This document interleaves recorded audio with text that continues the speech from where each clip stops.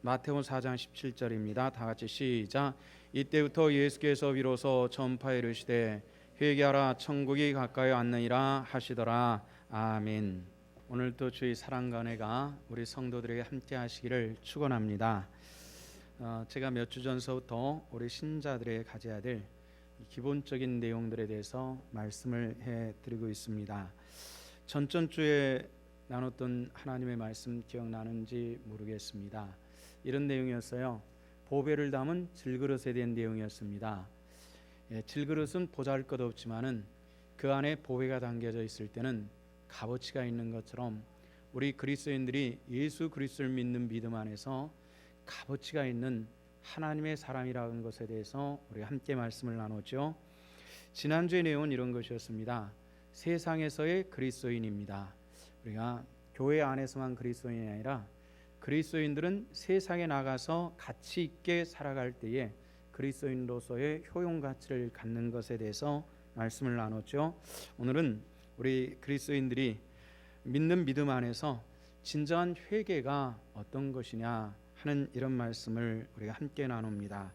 우리가 회개라는 말, 은혜, 성령 이런 단어처럼 교회 안에서는 회개라고 하는 단어를 굉장히 많이 사용하는데 의외로 회개가 뭔지 이런 것들에 대해서 정확하게 아는 사람들은 사실 많지는 않다는 것이 우리들이 가지고 있는 문제입니다.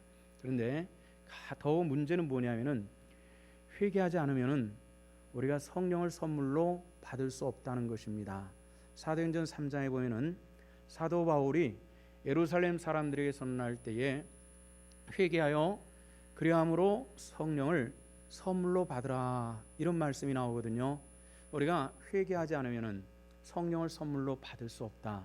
이 굉장히 중요한 문제입니다.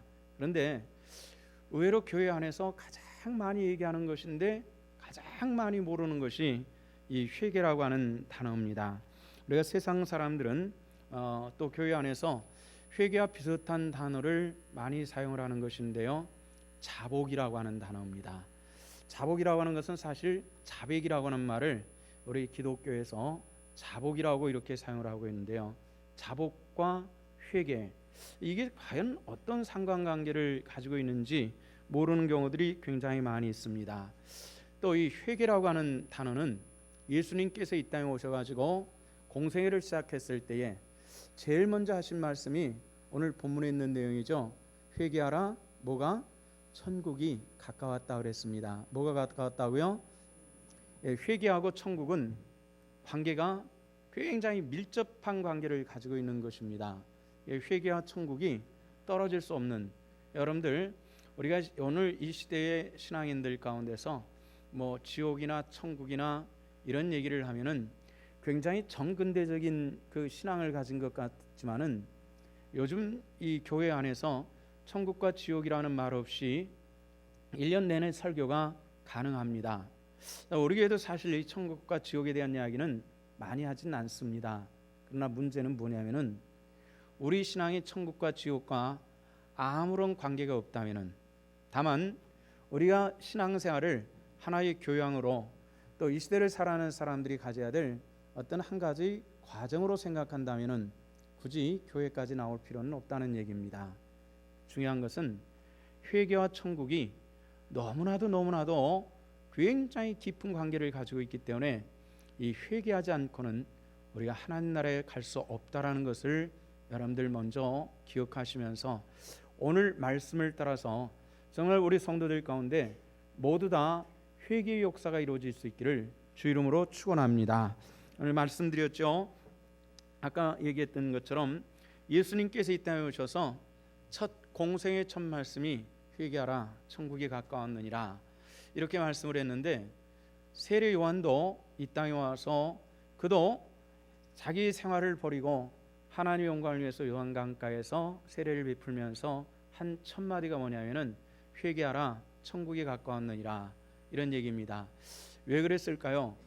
그만큼 중요한 것이기 때문에 이게 복음을 시작하면서 회개하라 천국이 가까웠느니라 하는 이 말씀을 제일 먼저 시작을 한 것입니다.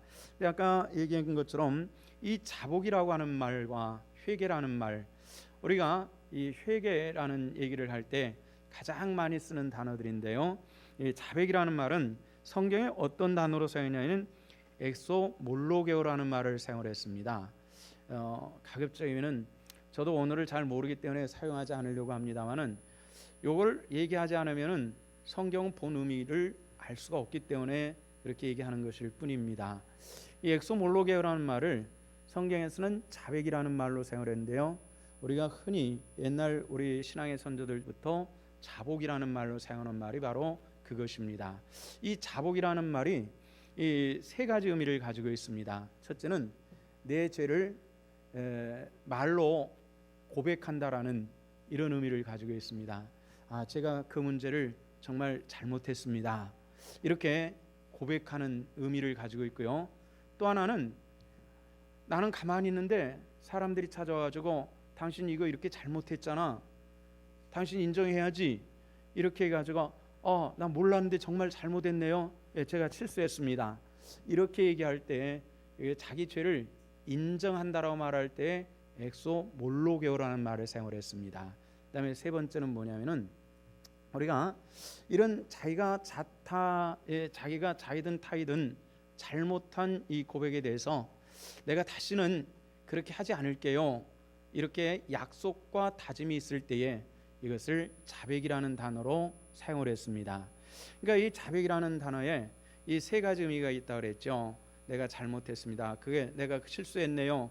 내가 다시는 그런 일 하지 않을게요. 이런 의미를 가지고 있다고 그랬는데 여기에는 한 가지 공통점이 있습니다. 그 공통점 뭐냐면은 말을 통해서 이루어진다는 공통점입니다. 우리가 회개 기도를 한다고 할 때에 우리 입술을 통해서 고백할 때에 바로 그런 의미가 있는 것이죠. 그런데 회개라고 하는 것이 의미로 이 자백이라고 하는 단어하고는 상당히 다르다는 것에 있습니다. 문제는 뭐냐면은 이 회개라는 말을 메타노메오라는 말을 사용했는데 이 말의 뜻은 말로 하는 것이 아니라 행동으로 하는 것입니다.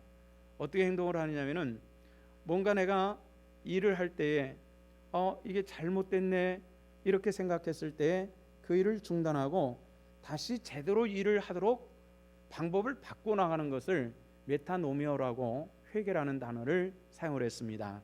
그래서 이 두 개 자백과 회개라고 하는 단어를 우리 삶에 일어나는 일들을 통해서 설명한다면 이렇습니다. 제 아내와 제가 어디 가기 위해서 운전을 하고 제 아내는 옆에 타가지고 둘이 두런두런 얘기를 하려고 하는데 이 길이 맞다고 한참 차를 몰고 갔는데 이정표가 나오는 겁니다. 이정표가 나오는데 의외로 이 길로 계속 갔다가는 원래 가고자 하는 길에 반대로 간다라는 것을 알게 될 때가 있습니다. 가끔 그렇죠. 그럴 때 여러분들 어떻게 합니까? 일이 아닌 것 같잖아. 정말 아니네. 아니잖아. 이 길로 가면 안 될 것 같아. 그러면서도 계속 가진 않습니다. 어떻게든지 방향을 바꾸기 위해서 유턴할 수 있는 곳을 찾든지 아니면 오른쪽으로 빠졌다가 돌아오는 길을 찾든지 어찌됐든지 그 길을 계속 가지 않고 오던 길을 다시 거꾸로 가려고 애를 쓰게 마련입니다. 바로 그 상태입니다. 가던 길이 잘못된 것을 알았을 때 서로 여보 이게 길이 잘못됐잖아 이렇게 하는 것은 바로 이 자백에 해당이 되는 것이고요. 그러면은 핸들 틀어 바꿔 방향 바꿔 해가지고 방향 바꿔가지고 다시 돌아 나올 때에 이것을 회개라고 하는데 이게 자백이라고 하는 것은 말의 의미를 많이 두고 있는 것이고 회개라는 말은 행동의 의미를 많이 두고 있는 이런 특징을 가지고 있다는 것입니다. 그런데 우리가 회개와 자복의 차이점들이 우리에게 굉장히 중요한 것인데 회개가 우리에게 중요한 것은 이유가 있습니다. 성경 곳곳에서 예수님께서 회개에 대한 말씀을 해주셨는데 마태복음 11장에 보면은 예수님께서 권능을 가장 많이 베푸신 것이 갈릴리 북부였습니다. 갈릴리라고는 그 호수가 감자처럼 생겼는데요. 이 감자 꼭대기에 고라신, 벳세다, 가버나움 이런 마을들이 있었습니다. 예수님의 생애는 절반 이상이 그곳에서 이루어집니다.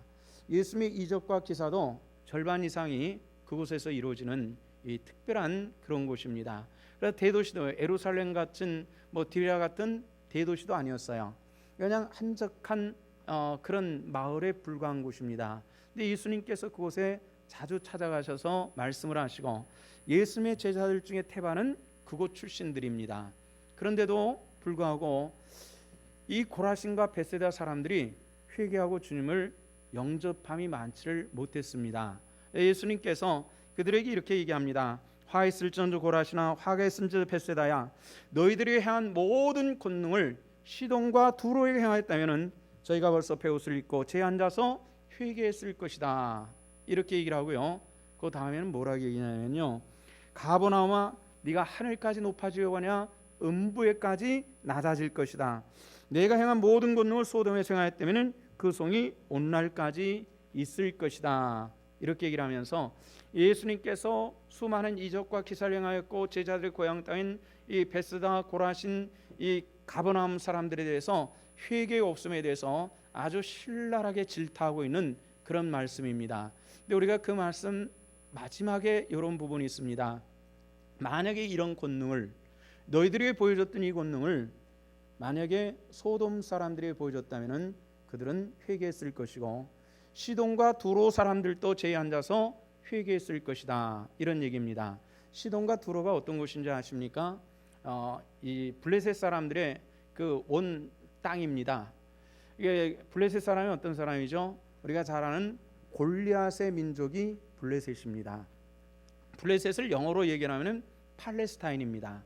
팔레스타인과 지금도 이스라엘 사람들은 전쟁을 하고 있잖아요. 하여튼 세계 역사상 가장 긴 전쟁을 하는 것이 이 이스라엘과 이 팔레스타인 사람들입니다. 근데 굉장히 그 사람들은 그 구약 성경에서 나타난 것처럼 하나님 백성들을 회방하는 사탄의 백성을 상징하는 것이 이 블레셋 사람들이거든요. 근데 블레셋 사람들에게 내가 이 복음을 전했다면 그들은 회개했을 것이다. 이럴 정도로 그 회개한 이 하나님의 영광된 은혜의 맛을 보고도 하나님 앞에 진정하게 회개하지 못한 사람들에 대한 선언이 마태복음 11장에서 등장을 하고 있는 것입니다. 또 사도행전 2장 27절의 말씀을 보면은 이런 얘기를 합니다. 베드로가 그 예루살렘 사람들에게 말하기를 여러분들 회개하고 각각 예수 그리스도로 세례를 받고 죄의 사함을 받으십시오. 그러면 하나님께서 여러분들에게 성령을 선물로 주실 것입니다. 이렇게 얘기를 하는 겁니다. 성령을 하나님께서 선물로 회개하는 사람들에게 주신다고 했습니다. 여러분들 그런 의미에서 성령을 사모하거든 회개에 이르시기를 주 이름으로 축원합니다. 성령의 충만한 역사와 은혜를 체험한다는 것은 굉장히 중요합니다. 제가 스스로 부끄러운 얘기를 할게요. 제가 목회를 하면서 한 10여 년 전까지만 해도 우리 교회 성도들 가운데서 성경을 읽고 성령의 체험을 한 사람들도 있고 기도하다가 성령의 체험을 하고 뭐 은사를 받고 막 그런 경우들을 많이 봤거든요. 근데 한 13년 전서부터 우리 성도들의 삶 속에서 그런 일이 있는지 없는지 제가 다는 모르겠습니다만은 제 귀에 들려오기는 그런 일이 10년이 넘어서 없다는 겁니다. 제가 목회하고 있는 신성교회에. 이게 참 제가 그런 것을 어디 나가서 얘기하기가 부끄럽지만은 우리가 함께 얘기할 내용은 우리 교회에 회개를 통한 성령의 역사가 있느냐, 이 질문은 지금쯤 우리가 한번 해봐야 될 일이라는 것입니다. 여러분들, 성령은 한국 땅을 떠난 것일까요? 우리 신성교회를 외면한 것일까요? 아닙니다. 2000년의 역사 속에서 교회를 귀히 여기시고 함께 하신 분이 성령님이신 줄로 믿습니다. 다만 우리가 그 성령의 영적 체험, 소위 말해서 성령을 받지 못하는 것은 뭐냐면은 우리가 자백은 많이 합니다. 오늘 우리가 예배를 드릴 때에 신앙 고백을 하고 그 다음에 우리가 회개의 기도를 했어요. 우리가 이게 자백이라고 하는 겁니다. 더 쉽게 얘기하면은 자백은 했는데 여러분들 어떻습니까? 우리가 자백한 대로 예배가 끝나고 나가서 행동으로 행하십니까? 우리가 잘못했으니까 핸들을 돌려서 꺾어서 돌아오는 그런 영적인 의지가 있습니까? 이런 질문을 한다면은 우리 회개, 이 자백까지도 우리 입술로만 있는 것으로 끝나는 것이 문제라는 것입니다. 성도 여러분들, 자백을 거쳐서 회개까지 이르시고 성령을 선물로 받으시기를 축원합니다. 축원합니다. 이 은혜가 우리에게 굉장히 중요한 일입니다. 그래서 베드로는 여러분들 회개하십시오, 죄사함을 받으십시오, 그러면 성령을 선물로 받을 것입니다, 이렇게 얘기를 했거든요. 근데 아까 말씀드렸죠, 회개와 성령의 그리고 하나님 나라의 상관관계는 떼어놓을 수가 없는 것이기 때문에 우리가 아무리 신앙생활하고 열심을 품고 신앙생활한다 할지라도 성령의 체험이 없으면은 우리가 실제로 하나님의 백성은 아니에요. 교인일 수는 있어요. 우리 신성교회 일원일 수는 있어요. 우리 신성교회 집사님일 수 있고, 신성교회 교인일 수 있고, 교사일 수 있고, 신성교회 성가될 수 있고, 다 할 수는 있어요. 그러나 하나님 나라는 들어갈 수 없을지도 모른다는 겁니다. 이게 문제라는 거죠. 우리가 다 하나님 나라에 들어가는 하늘의 백성들 되시기를 주 이름으로 축원합니다. 우리가 교회 다닌, 우리가 천국에 들어갈 수 없으면서 교회를 다녔다면은 이게 문제 아니겠습니까? 우리가 하나님 나라에서 심판의 날에 내가 신성교회 다녔는데요, 여러분들 죄송스럽지만 그거 가지고 천국 들어가는 게 아니거든요. 우리가 예수 그리스도를 주로 영접하고 진정한 회개와 성령의 체험을 통해서 거룩한 하나님의 백성이 된다는 사실들을 믿으시기를 주 이름으로 축원합니다. 근데 이 회개가 굉장히 중요한데요, 사도행전 3장 17절의 말씀 보니까 이런 말씀이 나옵니다. 너희가 회개에 돌이켜 너희 죄 사함을 받으라.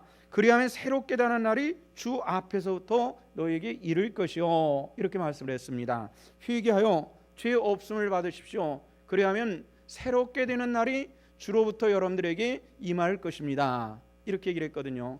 이 새롭게라고 말하면은 거듭남, 중생, 또 뭐 새 사람 이렇게 생각하기 쉬운데, 특별히 여기서 이 새롭게라고 하는 말은 다른 말로 표현할 수가 있는데 시원케라는 말로 표현할 수가 있습니다. 시원해, 아주 시원하다, 속 시원하다, 이렇게 표현되는 것이 이 새롭게라고 하는 이 단어입니다. 저는 요즘처럼 더운 날에도 하루에 한 40분 정도는 조깅을 합니다. 40분 정도 조깅을 하고 나면은 땀이 비 오도 쏟아지는데, 조깅하기 전에 몸무게를 달고 조깅이 끝나고 몸무게를 하면은 땀으로 증발된 양이 한 1kg 정도는 되는 거예요. 1kg 정도 차이가 나는 거예요. 땀이 완전히 쩔어가지고 짜면은 아주 물이 뚝뚝 떨어질 정도로 땀을 엄청나게 흘려요. 땀을 많이 흘리면 끈적거리잖아요. 근데 집에 들어가서 옷을 벗고 찬물을 틀고 샤워를 쫙 하고 뽀송뽀송한 새 옷을 갈아입고 나면은 그렇게 개운할 수가 없어요. 아주 시원해요. 이것을 의미하는 것이고요. 육체적으로는 그런 의미를 가지고 있고요. 정신적으로는 우리가 직장 생활하는데 바로 앞자리에 앉아 있는 직원하고 뭔가 오해가 생겨서 쳐다보면은 민망스럽고 뭐 하여튼 아주 애매해가지고 직장에 가는 것부터가 아주 스트레스가 탁 쌓이는 이런 경우, 아니면은 명절에 형제들을 만나는데 만나면 하여튼 뭔가 그냥 말할 수 없는 그 쌓이는 그 스트레스가 꽉 있는, 어떤 오해와 말 한마디 나오면 그 어떤 서로 갈등과 감정들이 그냥 꽁꽁 뭉쳐 있는, 그래서 만남 자체가 굉장히 힘들고 어려운 경우들이 있을 거예요. 그런데 작심을 하고 나서 저랑 같이 얘기를 하지요. 찻집을 가다 앉았든지 오랜 시간을 얘기해서 서로 오해됨을 다 풀고, 그리고 서로 맞잡고 껴안고 내가 잘못됐어, 아니야 내가 용서해 줄게, 뭐 내가 잘못했어 하면서 끌어안고 서로를 잘못을 얘기하고 다 풀었을 때 그 정신적으로 마음으로 생기는 그 후련함과 통쾌함들이 아마 있을 것입니다. 그런 의미를 갖는 것이 여기 새롭게 한다라는 말에서 나오는데요, 이것이 우리의 영적으로도 있다는 것입니다. 여러분들, 우리들의 영혼이 새롭게 될 수 있기를 축원합니다. 이 새롭게 됨이 없이는 우리가 정말 하나님 나라의 백성이 되기는 정말 이게 문제가 있기 때문에 그렇습니다. 저는 이 새롭게 된다는 이 말에 대해서 저는 오래전에 한번 체험을 했습니다. 정말 제가 태어나고 자란 그 환경은 정말 참 어려웠습니다. 달동네, 서울의 아주 달동네에서 6.25가 끝난 다음에 그 다음에 아버지 돌아가신 다음에 태어났으니까 참 험악한 동네에서 어렸을 때부터 자랐어요. 간혹 저를 보시는 분이 굉장히 좋은 집안에서 고이고이 자라서 목사 된 것 같다라는 그런 얘기를 간혹 하긴 하는데 그렇진 못했습니다. 늘 폭력이 난무하는 동네였고요. 늘 집집마다 옆집에서는 부부싸움으로 그냥 막 온갖 것이 부서지는 소리를 들으면서 그렇게 자랐고요. 늘 굶고 학교에 갔어야 됐고 또 뭔가 학교 갔다 오면 뭔가 먹을 것을 어렸을 때 또 늘 찾아서 헤매야 되는 이런 험악한 시간들을 쭉 보냈습니다. 아무래도 험한 세상을 살다 보면은 죄는 짓게 마련입니다. 목사가 그런 것도 했대라고 얘기를 하기 싫으니까 제가 피하겠습니다만은 오늘 여기 서 있는 사람하고는 조금 틀리단 말이죠. 그런데 그런 상황 속에서 주님을 만남의 경험이 있었고 그리고 정말 주님을 붙들고 내 속에 있는 모든 죄악이 다 소멸되는 그 은혜를 체험했습니다. 이것이 다 끝났어요.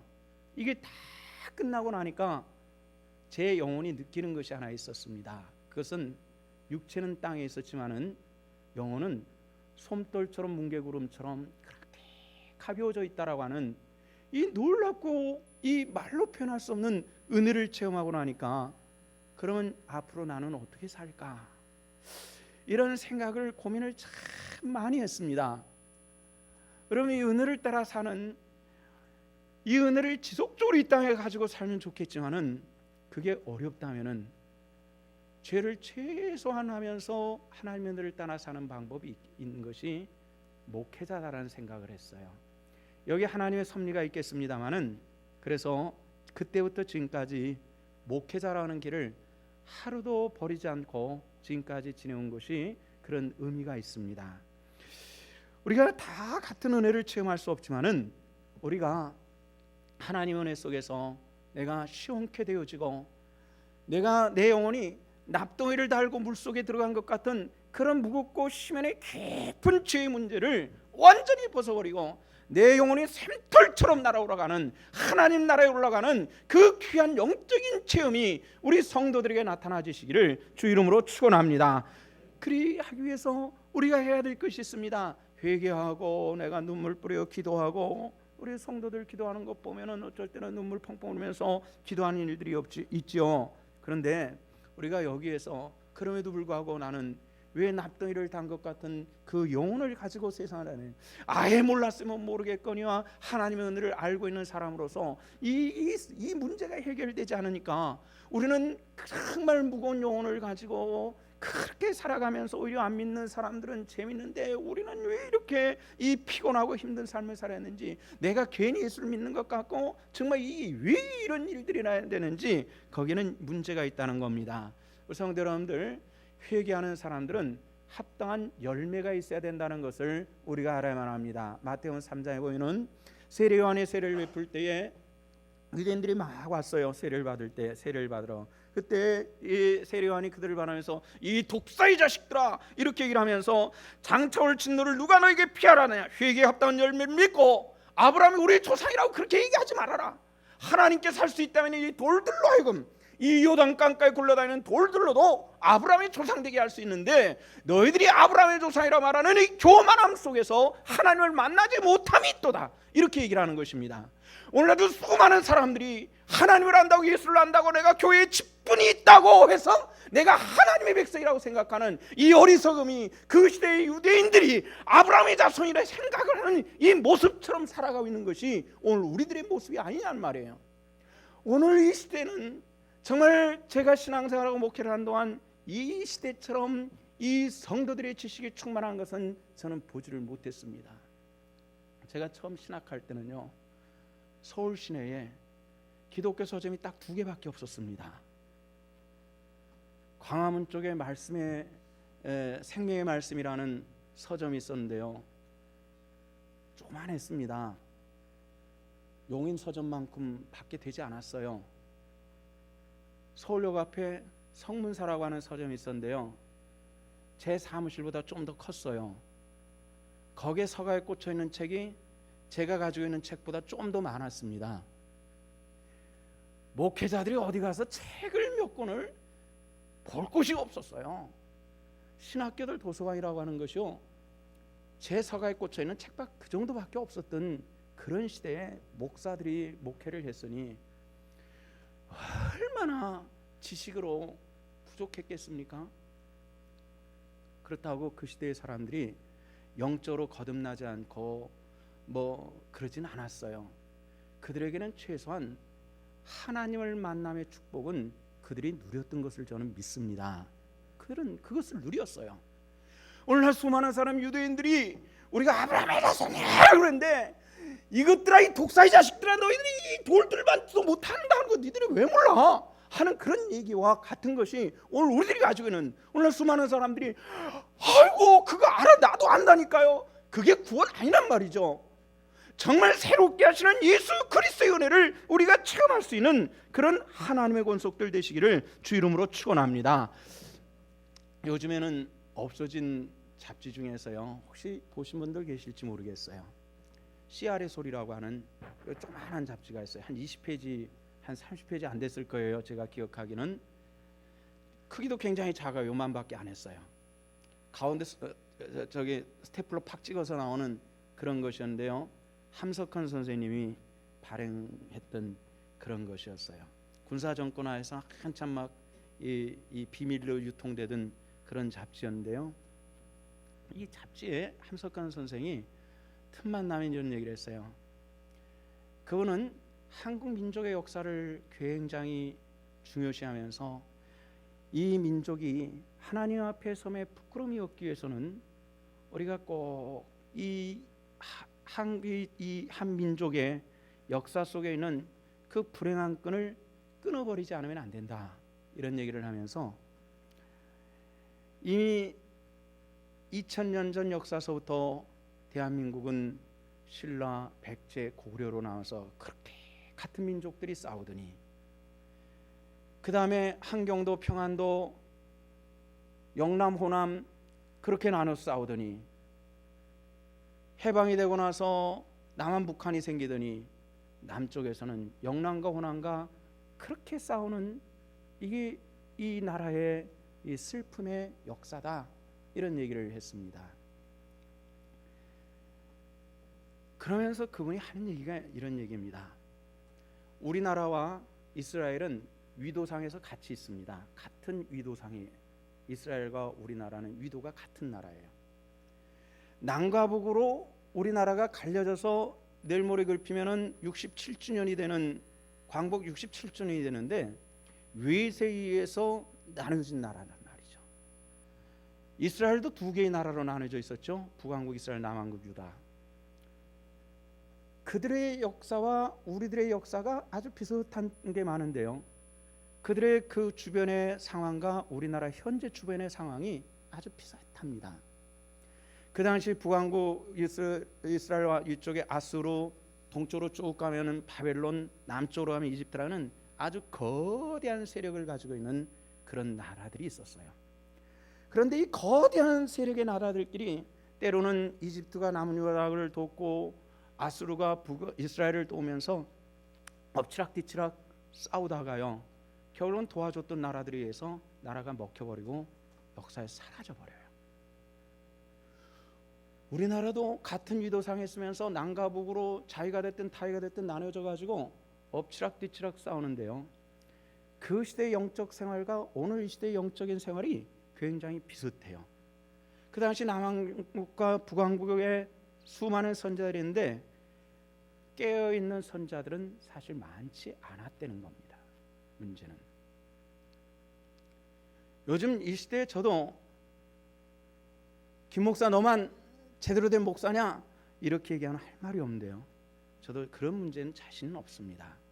그런데 정말 걱정스러운 건 뭐냐면요, 이 시대 전 세계에 있는 목사님들이 발버둥 치고 이 바른 하나님의 말씀을 가지고 살아보려고 애쓰는 목회자들의 특징이 한 가지가 지배하게 됩니다. 그것은 뭐냐면은 이 시대가 교회를 망가뜨리는 아주 굉장히 중요한 것이 하나인데 이 시대의 백성들이 그것을 모른다는 겁니다. 북왕국 남왕국으로 나누었을 때 그 이스라엘 유다 민족들이 그것을 모르던 것처럼 모르는 것이 하나 있다는 겁니다. 이게 뭐냐면은 잘됨의 신학을 모르고 있다는 겁니다. 잘됨의 신학. 잘됨의 신학은 뭐냐면은 예수 믿으면 복 받아요. 예수 믿으면은 공부 잘해요. 예수 믿으면 뭐 출세해요. 뭐 예수 믿으면 뭐예요? 뭐 교회도 무조건 뭐 키우는 게 최고예요. 이게 잘됨의 신학인데요. 로버트 슐러라고 하는 미국 목사님을 통해서 이런 것들이 한국교회에 들어왔고요. 그분의 제자들에 의해서 한국교회 대규모 교회들이 많이 생겼습니다. 이러다 보니까 한국교회 목회자들의 잘됨의 신학이 완전히 지배를 해버리고 말았어요. 그래서 이 교회가 하나님의 뜻에 맞느냐 맞지 않느냐를 떠나가지고 성장 중심의 교회만 이루어져 나가고 있는, 그래서 회개도 없고 하나님 앞에 자복도 없고, 그래서 무조건 하나님께 열심히 헌금하고 열심히 하고 뭐 축복받고, 이것이 신앙의 기조로 자리를 잡아버린 거예요. 전 세계가 그래요. 굉장히 염려하는 것은 인류 역사의 성경 말씀을 쭉 보면은 망할 때는 항상 하나님의 사람들이 거기에 마음이 빠져버리는 거예요. 아십니까 그거?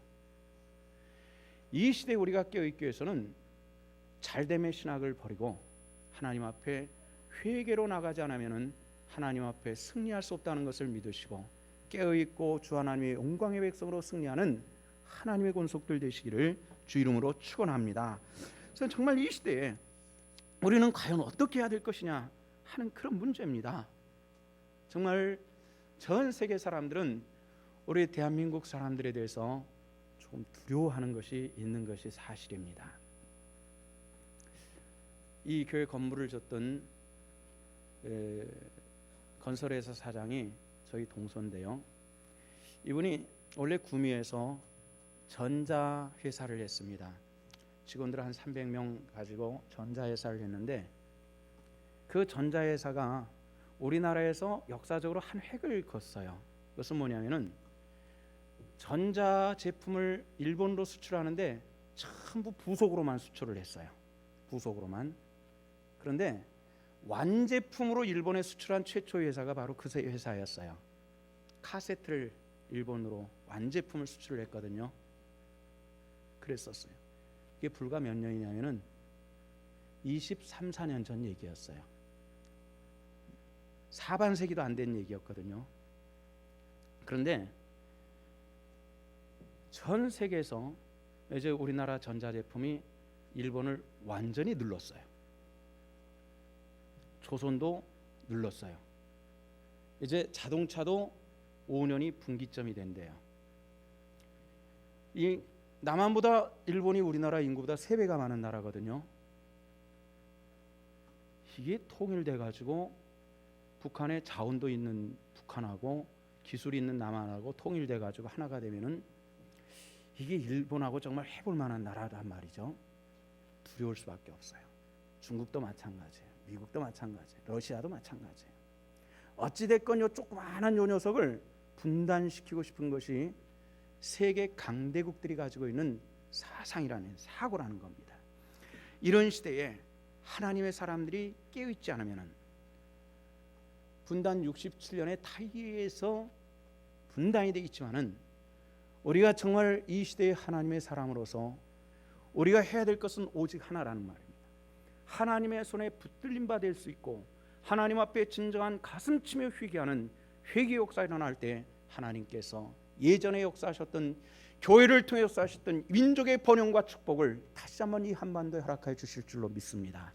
우리는 그것을 바라볼 수 있고, 우리는 그것을 향해서 나갈 수 있고, 우리가 비록 조그만 교회일지라도, 씨앗은 아주 적은 것일지라도 그것이 자라 온 땅을 덮는 것처럼 이 신성교회가 연약할지라도 회개 역사가 일어나고 하나님의 사람들이 바로 서 나갈 때 하나님의 놀라운 역사가 신성교회를 통해서 이루어질 수 있기를 주 이름으로 축원합니다. 그래야 하기 위해서 우리가 해야 될 것이 있습니다. 그것은 열매입니다. 실천적인 것입니다. 아까 말씀드렸죠. 자백은 입으로 하는 것이지만 회개는 실천을 통해서 이루어지는 것입니다. 이 실천적인 이야기를 예수님께서 한번 해주신 적이 있습니다. 한 사람이 예루살렘에서 이러고 내려가다가 강도를 만났단 말이죠. 맞아서 죽게 되고 있는 거 다 빼앗기고 버려진 채로 죽기를 기다리고 있을 때에 레인이 지나가다가 아유 안 됐다, 누가 저 사람 살려줘야 될 텐데 그냥 지나가 버리는, 제사장이 지나가다가 저렇게 그만두면 저 사람 죽을 텐데 저 안 돼, 갔단 말이죠. 세 번째 사람 누구였다고 그래요? 사마리아인이 가다가 자기 탈 짐승에다가 사람을 태우다가 여관에 대해서 치료해주고 비용을 주고 그렇게 하면서 갔다는 말이죠. 예수님께서 그 말을 들은 제자들에게 이렇게 질문합니다. 이 세 사람 중에 누가 강도 맞는 사람의 진정한 이웃이겠느냐? 이런 질문이었습니다. 누구였습니까? 사마리아인입니다. 맞다. 그런데 우리가 여기에 숨겨져 있는 한 비밀을 찾을 수 있어야 됩니다. 제사장 레인이라고 그랬죠? 이 사람들은 누굽니까? 레인이 제사장이 되는 거예요. 제사장과 레인이라는 사실은 개념이 같은 거예요. 같은 개념에 뭐가 나오냐면은 지극히 종교적인 것이란 말이죠. 지극히 종교적인 사람이 강도 맞는 사람에게 아이고 저러면 안 되는데 저거 죽는데, 그리고 지나갔단 말이에요. 그가 과연 그 강도 맞는 사람의 이웃이냐? 이런 질문입니다. 오늘날 이 한국교회가 기독교 교회 수많은 십자가 건물들 주일날마다 성경 집회하는 수많은 무리들이 있다 할지라도 우리가 레인과 제사장이 되어버린다면 우리의 소망은 없다는 것입니다.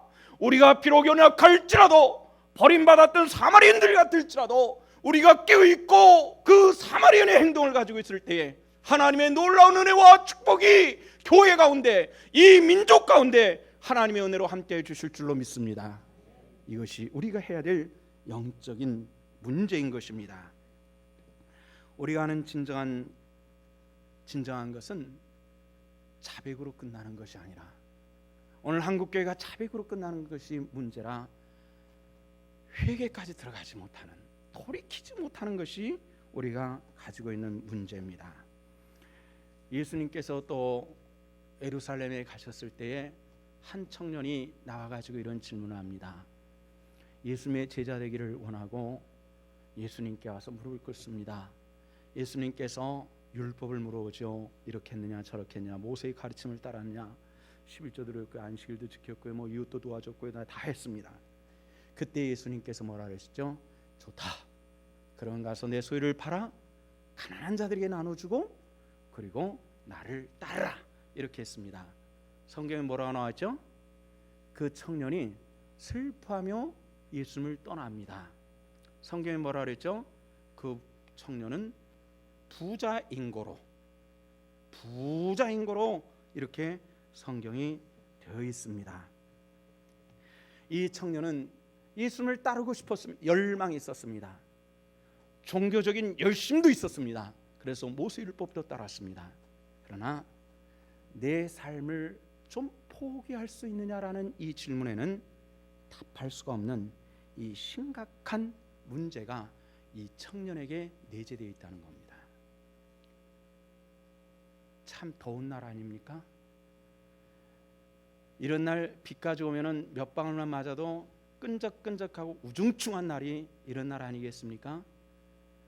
여러분들, 이렇게 나온 자체는 신앙적 열심입니다.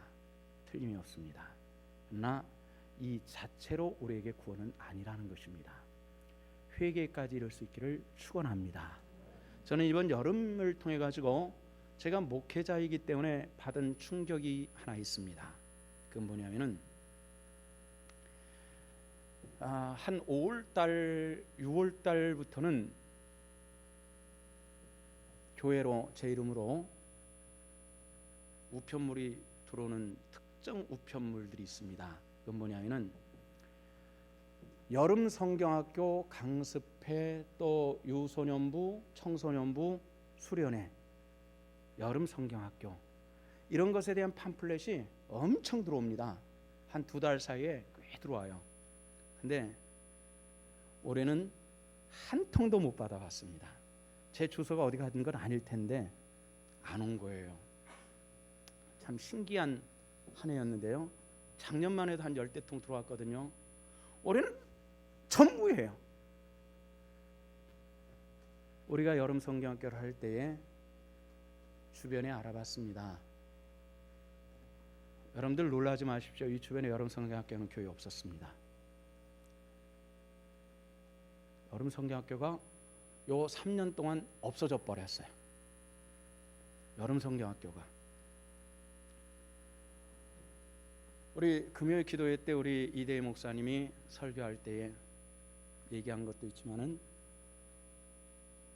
청소년 수련회가 없어요. 청소년 수련회도 개교회별로도 찾아보기 힘들고요.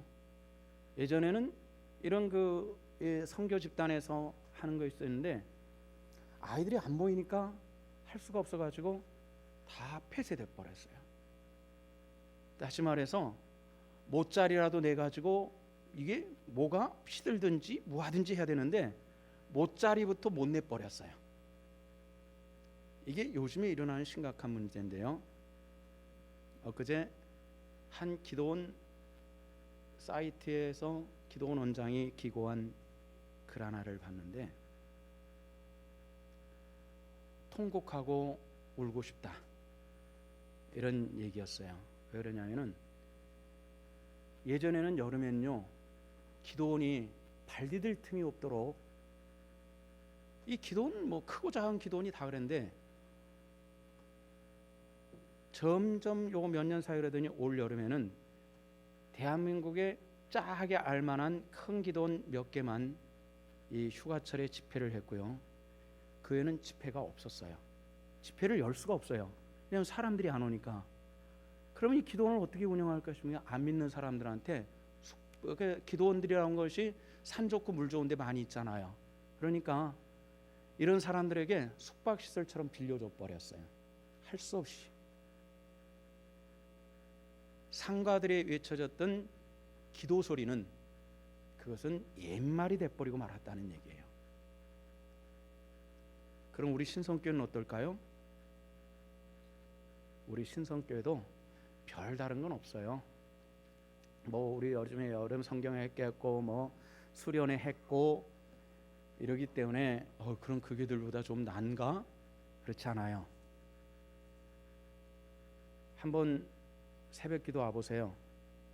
금요 기도 와보세요. 누가 기도하고 있는지, 어떤 사람이 이 교회에 아직도 기도를 지키고 있는지 와보서 보세요. 한번 누가 기도하고 있는지. 이것이 우리 신성교회 성도들이 그럼 천국 갈 수 있을 것이냐? 저는 장담스럽게 암요 다 갈 수 있어요. 그건 아니에요. 시대는 악하기 때문에 그래요. 시대는 하나님 백성으로 하여금 어찌됐건 천국에 들어갈 수 없도록 만드는데요. 요즘에 주일 저녁하고 수요일 저녁에는 대선화전설을 하잖아요. 오늘 저녁에 할 내용이 어떤 것이냐면은 예수 그리스도의 재림과 종말에 대한 내용들이 주로 들어있어요. 이걸 준비하기 위해서 종말의 시점은 지금 뭐 이런 것들에 대해서 연구를 하면서 문서를 찾고 사진을 찾고 동영상을 찾고 이렇게 했는데 몇 가지 놀라운 것을 발견했거든요. 그 중에 하나는 천주교에 이제 세상을 떠났던 김수환 추기경하고 이 대담한 동영상을 봤어요. 대담을 하는 사회자가 교회는 예수를 믿어야 천국을 간다 그러는데 추기경님께서는 꼭 예수를 믿어야 구원받는 것입니까? 물어봤더니 그거는 아니죠. 다른 종교에도 구원이 있죠. 불교에서도 구원을 받을 수 있어요. 이렇게 얘기하는 것이, 나는 그동안 글을 통해 가지고는 그 양반이 그렇게 얘기한다는 얘기 듣는데 딱 그 얘기를 그 입술을 통해서 들으면서 그럼 우리 믿음은 뭐야? 예수 믿는 믿음이. 그런데 천주교의 그 양반뿐만 아니라 우리 한국교회 거두 중에서도 그런 얘기를 한 사람이 또 있더라는 겁니다. 깜짝 놀랐어요. 이게 어찌 이런 일이 있을 수 있냐. 물론 그들과 우리가 육체적으로 이 한 땅에 살고 있기 때문에 화평케하기 위한 교류라든지 뭐 이런 이건 있을 수 있겠죠. 인간적으로 우리가 같은 땅에 살고 있으니까 싸울 수는 없잖아요. 그렇지만은 구원은 분명합니다. 길은 한 가지밖에 없습니다. 예수가 우리를 구원하시는 오직 진리의 길임을 믿으시기를 축원합니다. 이것은 세상이 아무리 변해도 이거는 누가 아무래도 성경이 말씀하시는 것은 우리는 아니라 할 수 없는 것이 피조물의 자리에 있다는 것을 우리가 알아야 된다는 것입니다. 하나님의 백성이라면은 자복만 해서는 안 됩니다. 돌이키십시오. 회개하십시오. 그래야 하기 위해서 우리가 꼭 거쳐야 되는 것이 있습니다. 기도하는 자리에 설 수 있기를 주 이름으로 축원합니다. 우리 금요일 날 오래 하지도 않잖아요. 9시 반서부터 해봐가지고 뭐 길어봤자 11시 반 이게 다 끝나거든요. 11시쯤에는 끝나가지고 뭐 이렇게 다 흩어져요. 많지도 않아요. 그리고 토요일 날은 깊이 잠들고 뭐 그렇게 또 쉬는 날 없어요. 우리 교회 어른들 많지 않아요. 우리 교회 저는 요즘에 그런 생각이에요. 저 청년들 학생들 없으면 우리 교회 금요일 기도회는 벌써 문 닫아야 되겠구나 이런 생각을 해요. 정말 더운 여름에 지치다 하다 보면은 새벽 기도 오기 참 힘들 거예요. 제가 잘 알아요. 이제 입추 지났고 찬바람 나지 않았습니까? 이번에 종말에 대해서 연구하면서 많은 자료들을 봤더니 종말은 더 이상 우리에게 기다릴 수 없는 시간이라는 것을 알았습니다. 생태학자들은 2080년이 되면은 이 세상에 있는 생물종의 90%가 사라진다고 합니다. 생물종의 90%가 사라지면 사람은 살 수가 없답니다. 그것이 불과 70년이 남지 않는 세월로 시간적으로도 그런 시간에 우리에게 다가왔다는 겁니다. 여기 대부분의 분들은 70년 후에는 아마 없을 거예요. 저를 비롯해서. 그러나 우리 자식들의 문제고 이것이 좀 더 앞당기면은 우리 대해서도 볼 수 있는 그런 시간들인데 성경적 예언은 남아있는 것이 없다는 것이 문제라는 겁니다. 예전서부터 쭉 그렇게 했어요. 마지막 때가 되면은 현재 예루살렘의 황금 사원 그 자리에 하나님의 성전이 건축된다라는 이것이 예언이에요. 그런데 최근에 성전을 건축하게 한 유대인들이 모든 것을 준비하고 주춧돌을 놓기 위해서 황금 사원 쪽으로 그걸 들고 올라가다가 이스라엘 경찰들하고 충돌한 그런 사건이 있었어요. 다 준비해가지고 저거 진짜 이제 우리가. 근데 그렇게 되면 세계적인 전쟁이 일어나니 두려우니까 이스라엘 경찰들이 막는 거예요. 거기까지 세상은 종말을 향해서 시간표는 발전돼가고 나왔고요. 오늘 밤에 주님 오신다 해도 성경적으로는 이상이 아무것도 없을 만큼 이미 준비는 끝난 시대라는 겁니다. 우리가 잠든 것은 사탄의 역사 속에서 우리는 영적으로 잠들어 있다는 것을 기억하시고 깨어있기를 주 이름으로 축원합니다. 하나님은 예배하는 자를 기뻐하시고 기도하는 자를 기뻐하시는 하나님이신 줄로 믿습니다. 우리 한번 따라합시다. 예배하는 자를 기뻐하시는 하나님, 기도하는 자를 기뻐하시는 하나님, 기도하는 자리에 서시기를 축원합니다. 기도하시겠습니다. 아버지 은혜를 감사합니다. 오늘 또 주의 권속들이 주님 앞에 있고 주님을 찬양합니다. 종말의 때에 가까운 이 시대에 잠들지 않고 깨어있게 하시고 자보로 끝나지 않고 회개하게 하여 주시옵소서. 예수 그리스도 이름 받들어 기도하옵나이다. 아멘.